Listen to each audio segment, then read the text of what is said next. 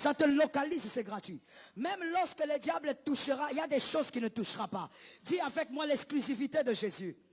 Parle avec autorité l'exclusivité de Jésus. Ne parle pas comme quelqu'un qui dort. Dis-moi l'exclusivité de Jésus. Il y a des choses que le diable ne touchera pas. Même s'il touche à tes études, il ne touchera pas à ta santé. Même s'il touche à tes enfants, il ne touchera pas à leur vie. Même s'il touche à ta maison, il ne touchera pas à tes finances. Le diable ne touchera pas à certaines choses. Parce que Dieu lui dit, ça tu ne touches pas. Tu peux le traumatiser comme tu veux, mais ça, tu ne touches pas. C'est comme ça qu'il y a des gens qui ont remarqué, certainement, que pendant le temps d'humiliation, il y a des choses, malgré les difficultés, des choses qui ne bronchaient pas. Il y a un domaine ou des domaines de ta vie qui ne subissaient pas l'humiliation.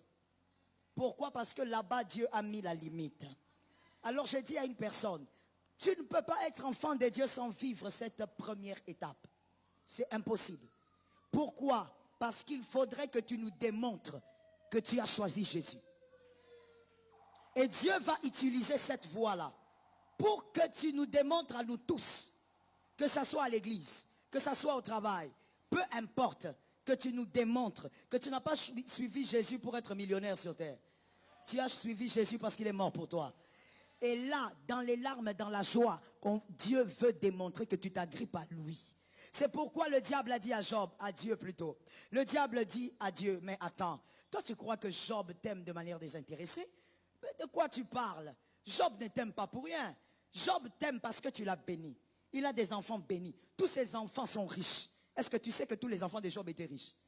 Du premier au dernier, tous étaient, ça tombe sur toi. Tu as été distrait, je disais que ça tombait sur toi.